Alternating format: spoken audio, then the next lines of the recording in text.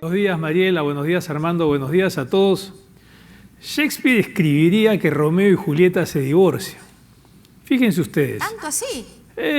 Fíjate, ¿no? Tenemos primero que la Unión Europea se transforma en desunión europea y que el Reino Unido se transforma en reino desunido, porque los escoceses sí quieren quedarse en la Unión Europea y probablemente, como tienen una crisis constitucional ahora, así suceda después.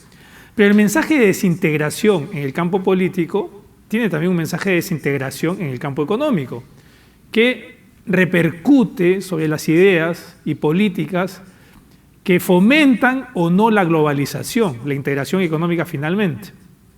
Y los mercados han entendido eso porque eso se traduce en menores flujos comerciales, en menores flujos de inversiones, en el largo plazo, por supuesto, y en el corto plazo se refleja en el valor de las empresas en las plazas financieras internacionales. Por eso es que tenemos que las plazas europeas han caído, las asiáticas también han caído, y en América Latina y el Caribe, cuando se abran las plazas, la situación no debería ser diferente. ¿Qué es lo que está pasando?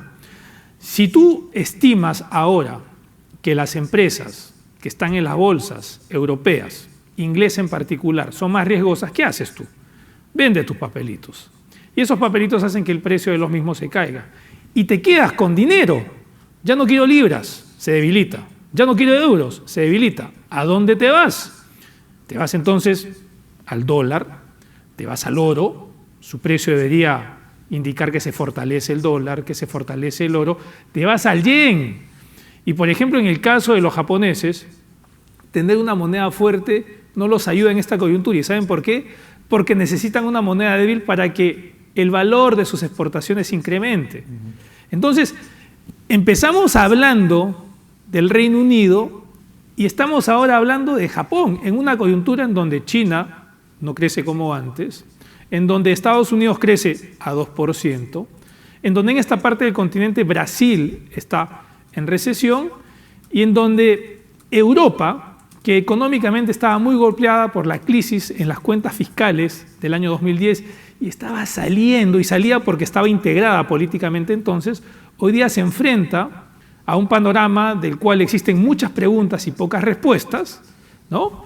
En esta coyuntura de salir de una crisis anterior y entrar a una nueva crisis, no solamente política, sino también económica.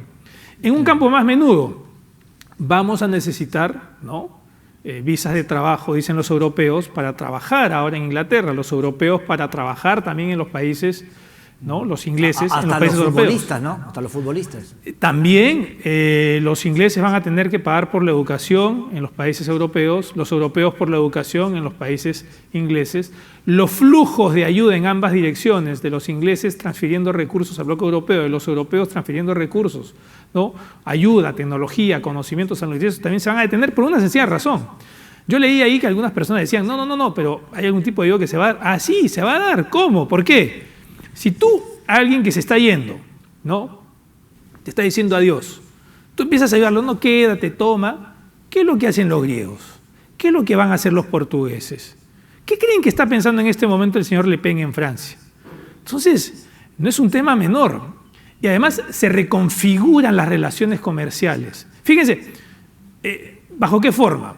Podría tener el esquema suizo, ¿no? Los suizos han firmado tratados de libre comercio con todos los países europeos.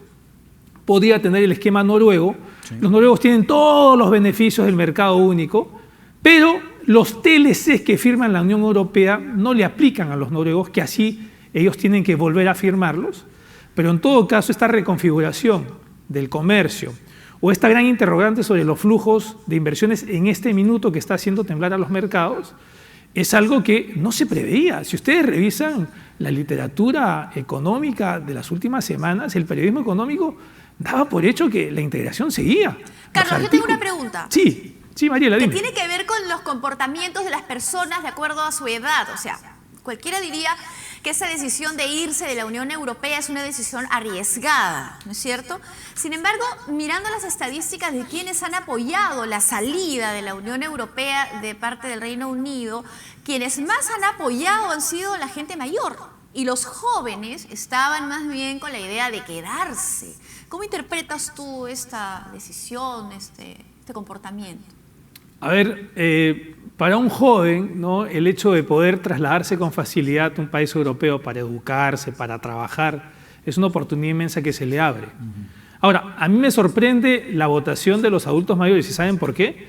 Porque la integración europea, como lo hemos conversado y repetido ayer, hace 2 días o 3 días aquí mismo, es una respuesta ¿qué cosa? A la desintegración europea provocada por los nacionalismos como consecuencia de la Segunda Guerra Mundial. Entonces, un adulto mayor no solamente recuerda, sino en muchos casos ha vivido esa situación. No, claro, entonces, lo que pasa es que el sistema de salud donde ellos se atienden se ve un poco afectado porque viene gente de otro lado y se beneficia. Entonces ellos dicen, me están quitando a mí la calidad, ¿no? Por ahí podría ser creo eso. que es la queja. Pero también hay preguntas con relación, o respuestas con relación a esas preguntas, ¿no? Es, ¿qué tipo de trabajo realizan muchos los inmigrantes? ¿No realizan acaso el trabajo que los ingleses no quieren hacer? ¿O el ingreso que reciben no es acaso por debajo del promedio? Entonces, ¿de qué estamos hablando?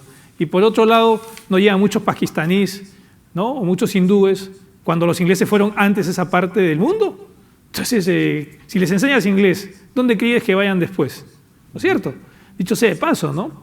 En la Europa que queda, en la Europa continental, el poderío de Alemania y de Francia va a crecer inmensamente, ¿no? Y muchas preguntas surgen con relación a la situación económica de aquellas economías que estuvieron debilitadas hace solamente 2 o 3 años, en el caso de los PIGS y de Grecia. El año pasado hablamos de la tragedia griega, así que muchas interrogantes, mucha información, y la noticia económica del día, del fin de semana, sin ninguna duda, es la desintegración del bloque europeo. Cuídense mucho, Mariela, Armando, excelente fin de semana a todos. Gracias, Carlitos. Buen fin de semana. Bueno, ahí estaba la noticia con Carlos. Para variar, la historia de Europa se decide con Inglaterra.